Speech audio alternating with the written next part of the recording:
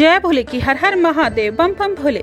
आज मैं श्री शिव महापुराण कैलाश संहिता खंड का 18वां अध्याय शिष्य करने की विधि सुना रही हूँ। सुनिए।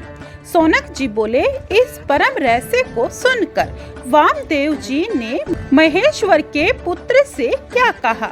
वे वामदेव जी तो बड़े ही धन्य हैं कि जिनके द्वारा इस परम पावनी कथा की उत्पत्ति ही है। तब मुनियों के इस प्रेम गर्भित वचन को सुनकर प्रसन्न हो महापंडित सूत जी उन शिव प्रेमियों से बोले, हे मुनियों, आप सब महादेव जी के भक्त धन्य हैं जो इस प्रकार लोगों उपकार कर रहे हैं। अतः अब मुझसे उन दोनों महात्माओं का संवाद फिर सुनिए। तब वामदेव जी ने स्कंद जी से पूछा कि हे भगवान, हे सर्वतत्व विशारद षडमुख जी, अब आप मुझे संप्रदाय के उस ज्ञान को बतलाइए कि जिसके उपदेश बिना जीवों को भोग मोक्ष आदि सिद्धि नहीं प्राप्त होती और जिन्हें उपदेश का अधिकार नहीं है।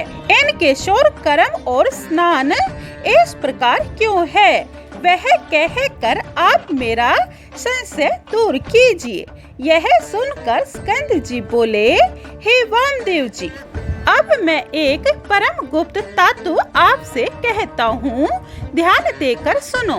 वैशाख, श्रावण, अश्विनी, कार्तिक, अगहन, माघ इन महीनों के शुक्ल पक्ष और शुभ दिन में पंचमी तथा पूर्णमासी को शुद्ध हो गुरु के चरण धो उनके निकट मर्ग चरण के आसन पर शंख में पुष्प रख प्रणव मंत्र से अभिमंत्रित करें और गंध पुष्प आदि से पूजन करें।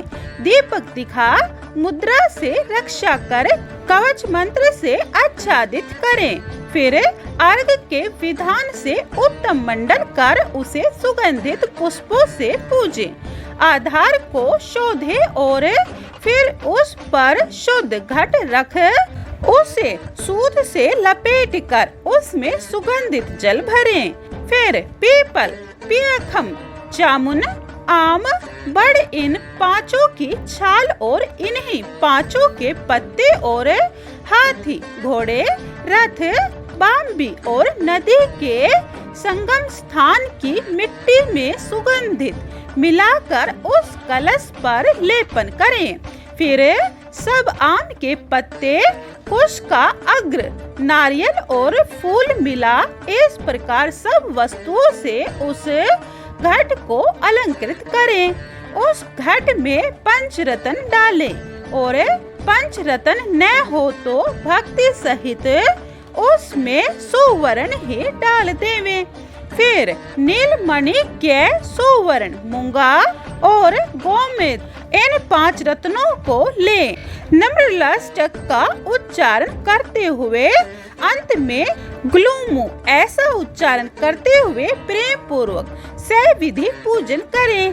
फिर खीर और तांबुल रख 8 नामों से पूजा कर अभिनंदन करें। इस प्रकार गुरु की कृपा से निर्मल आत्मा होवे, क्योंकि गुरु ही शिव है और वह जैसा बतावे उक्त प्रकार के अनुष्ठान सहित उनकी पूजा करें। फिर गुरु अपने ऐसे शिष्य को सहसोहस मंत्र का उपदेश दें, जिनके आही में है के अर्थ सहित आत्मा स्वयं शिव है। इस प्रकार गुरु उपदेश दे, यह सोचे कि वही मैं शिव हूँ।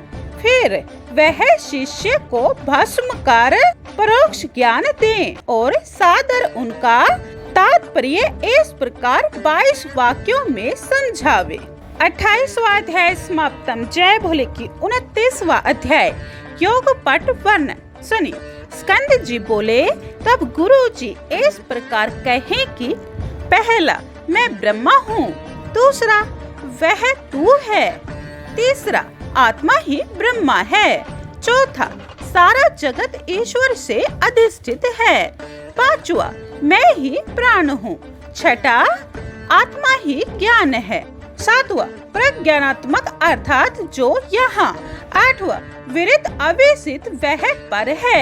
नौवां वही तुम्हारा आत्मा अंतर्यामी और अमृत है। 10वां वह एक ही पुरुष में और आदित्य में है। 11वां पर ब्रह्मा भी मैं ही हूँ। 12वां सबसे परे सबका ज्ञाता वेद शास्त्र का गुरु और स्वयं आनंद लक्षण मैं ही हूँ।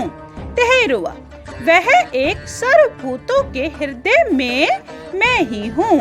14वां धातु और पृथ्वी का प्राण मैं ही हूँ। 15वां जल का और तेज का भी प्राण मैं हूँ। 16वां वायु और आकाश का भी प्राण मैं हूँ।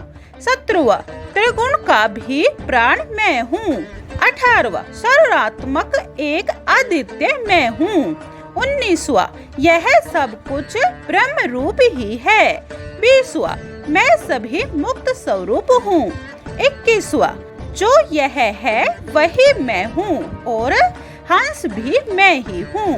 22वां इसी प्रकार सब का ध्यान करो। यह कहकर स्कंद जी ने वामदेव जी को सौर स्नान की विधि बतलाई। 19वां अध्याय समाप्तम। जय भोले की 20वां अध्याय सौर स्नान आदि विधि यह आप दूसरी वीडियो में सुने। जय भोले की हर हर महादेव बम बम भोले। अगर आपको शिव महापुराण पूरी सुननी है तो यह चैनल सब्सक्राइब कर ले और कमेंट में जय भोले की लिखें। जय भोले।